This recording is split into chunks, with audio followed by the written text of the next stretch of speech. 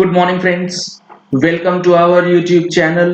Friends, आज की date में सब लोगों का सवाल यह है कि जीएसटीआर 9 और 9C जो कि फाइनेंशियल ईयर 18-19 से रिलेटेड है, उसकी ड्यू डेट 31 दिसंबर 2020 ये पार हो चुकी है।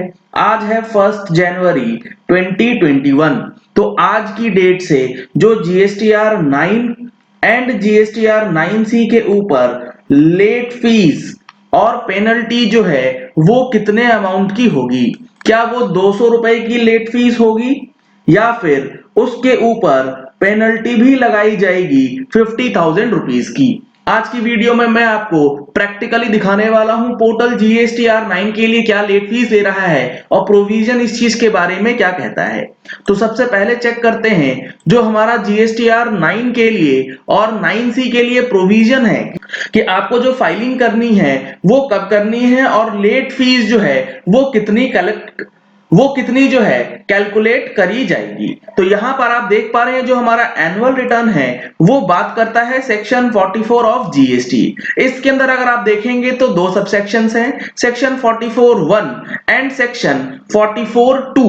तो सेक्शन 44(1) के अंदर जो है ये बात करी गई है कि हर एक रजिस्टर्ड पर्सन को जो कि एलिजिबल है फाइल करने के लिए जीएसटीआर 9 यानी कि रेगुलर टैक्स पेयर्स, उन्हें फाइल करना है अपनी annual return for every financial year.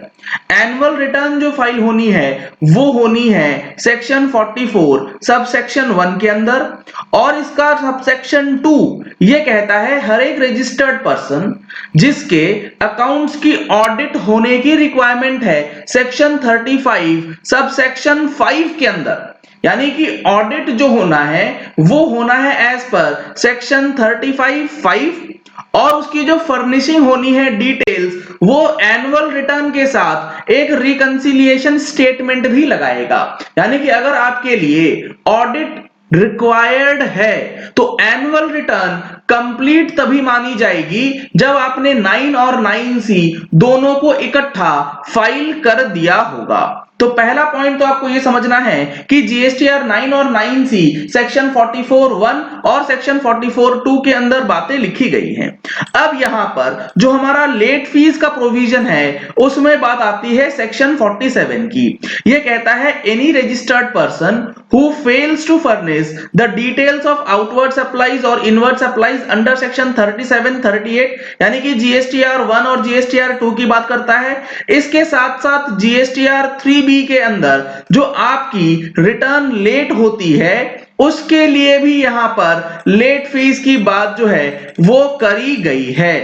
अब जो हमारा सेक्शन 47 है उसके अंदर अगर आप देखेंगे तो यहां पर सब सेक्शन 2 जो है वो कहता है any registered person who fails to furnish the return required under section 44।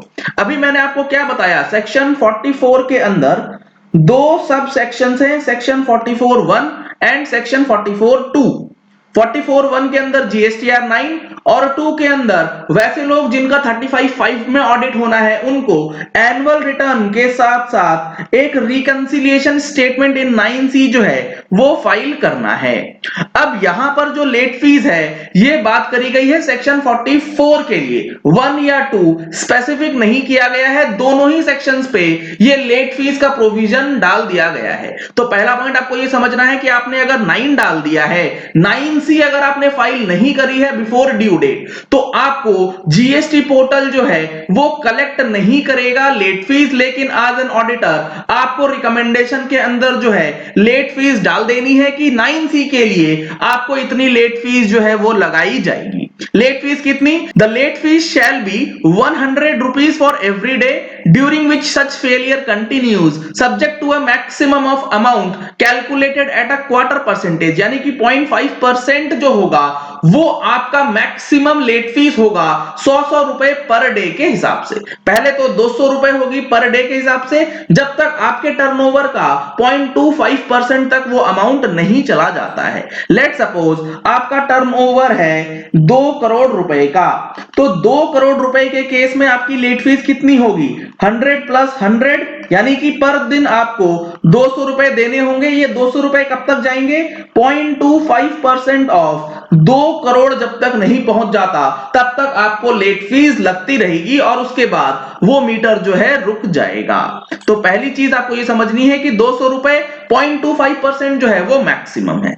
अब 9C के ऊपर अगर हम लोगों ने फाइल नहीं करी तो क्या 50,000 की जो जनरल पेनल्टी क्लॉज है वो लगाई जा सकती है? इसको समझने से पहले आपको मैं जीएसटी पोर्टल पे ले चलता हूं और जीएसटी पोर्टल पे आपको एक चीज समझनी जरूरी है कि 9C का जो है लेट फीस या पेनल्टी कैलकुलेशन होता किस तरीके से है। यहां पर मैंने ओपन करा है जीएसटीआर एनुअल रिटर्न का ऑनलाइन पोर्टल। यहां पर आप देखेंगे तो फाइनेंशियल ईयर 18-19 की जिस भी केस में फाइलिंग नहीं हुई होगी तो 9 के अंदर जो है आपको लेट फीस का टाइल या टेबल जो है वो एक्टिवेटेड दिखेगा और उसके अंदर 200 रुपए, यानी कि आज एक दिन लेट हो गया है तो एक दिन का 200 रुपए 100 रुपए पर डे के हिसाब से लेट फीस जो है 9 में ऑटोमेटिकली कैलकुलेट हो जाएगा। जब आप जीएसटीआर 9 फाइल कर देंगे और 9C जब फाइल करेंगे तो 9C के अंदर लेट फीस को कैलकुलेट करने का कोई भी ऑनलाइन प्रोसेस जो है फिलहाल चालू नहीं किया गया है। तो अब बात आती है कि इसके अंदर लेट फीस नहीं लगेगी क्या? क्या इसके अंदर जनरल पेनल्टी 25-25 हजार रुपए की वो लगा सकते हैं या नहीं? काफी लोगों का यह सवाल आ रहा है कि 50,000 रुपए की पेनल्टी तो नहीं लग जाएगी। उसको समझने से पहले लगेगी या नहीं, आपको एक चीज ये देखना होगा कि किसी भी लॉ के अंदर अगर पेनल्टी प्रोविजंस को इनिशिएट करना है तो पेनल्टी प्रोविजंस ऑनलाइन इनिशिएट नहीं की जा सकती। पेनल्टी कभी भी जीएसटी पोर्टल ऑनलाइन कंप्यूट नहीं करेगा। पेनल्टी के जो प्रोविजंस हैं वो विदाउट गिविंग अपॉर्चुनिटी नहीं इनिशिएट की जा सकती। इन जनरल लॉज भी किसी भी कानून में आप उठा करके देख लीजिए, पेनल्टी वर्ड कहीं भी लिखा हो वो ऑनलाइन कैलकुलेट नहीं करेगा। आपने इनकम टैक्स में भी देखा होगा जो लेट फीस है उसके लिए अलग सेक्शन लाया गया था 234F। Late fees online calculate करी जा सकती है।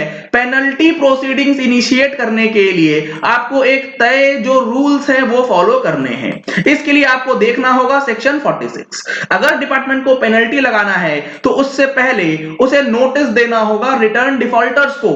आपने रिटर्न नहीं फाइल करी सीधा पेनल्टी, ऐसा नहीं होता है। पेनल्टी और लेट फीस दो अलग अलग बातें होती हैं। जीएसटी के अंदर ये लेट फीस का कॉन्सेप्ट लाया ही इसीलिए गया ताकि जो रिटर्न लेट फाइल हो उसके लिए गवर्नमेंट को पेनल्टी प्रोसीडिंग्स इनिशिएट करने के लिए और उसके बाद फर्दर लिटिगेशन में जाने से बचने के लिए ये लेट फीस का वर्ड जो है वो यूज किया गया है ताकि ऑनलाइन कलेक्शन जो है वो हो सके। पेनल्टी को दूसरे वर्ड में लेट फीस कहेंगे। तो अब पेनल्टी अगर कैलकुलेट करनी है या भरनी है तो डिपार्टमेंट पहले आपको सेक्शन 46 के अंदर नोटिस भेजेगा और उस नोटिस का जवाब अगर आप नहीं देते हैं रिटर्न फाइलिंग के साथ साथ विद इन 15 डेज तो आपके ऊपर फिर पेनल्टी की प्रोसीडिंग्स जो है वो लगाई जा सकती है।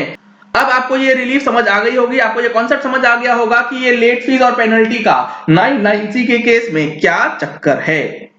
1 जनवरी 2021 से क्यूआरएमपी स्कीम और आईएफएफ फैसिलिटी जो है वो चालू हो चुकी है, ये आप सभी को पता होगा। 3 जनवरी यानी कि कमिंग संडे को हमारा ऑनलाइन ट्रेडिंग सेशन ऑर्गेनाइज किया गया है दिन में 11 बजे से 2 बजे तक। अगर आपने अभी तक रजिस्ट्रेशन नहीं कराया है तो सीट्स जो है लगभग फुल हो चुकी हैं। अगर आपको ज्वाइन करना है तो जल्द से जल्द आप रजिस्ट्रेशन करा सकते हैं। चलिए इस वीडियो को यही एंड करते हैं। आशा करते हैं कि आपको अब ये कंफ्यूजन जो है नहीं रहेगा कि जीएसटीआर 9 और 9C के अंदर जो लेट फीस है वो किस तरीके से लगाई जाएगी और पेनल्टी का प्रोविजंस क्या कहता है। इन सारी चीजों को और इंक्लूड करेंगे हम लोग इस बार जनवरी महीने की मंथली टैक्स मैगजीन में जो हमारे न्यू चेंजेस आए थे दिसंबर महीने में। अगर आपने अभी तक मैगजीन सब्सक्राइब नहीं कराई है तो नंबर्स आपको स्क्रीन पे दिए गए हैं, इन नंबर्स पे कॉल करके आप मैगजीन की सब्सक्रिप्शन भी ले सकते हैं। अगर आपने हमारे चैनल पे फर्स्ट टाइम ट्यून इन किया है तो चैनल को सब्सक्राइब करने के लिए नीचे दिया गया रेड कलर का सब्सक्राइब बटन प्रेस कर लीजिए। साथ में जो बेल आइकन है उसे प्रेस कर लीजिएगा ताकि वीडियोस की नोटिफिकेशंस आप तक रेगुलरली पहुंचती रहें। Thank you and have a nice day.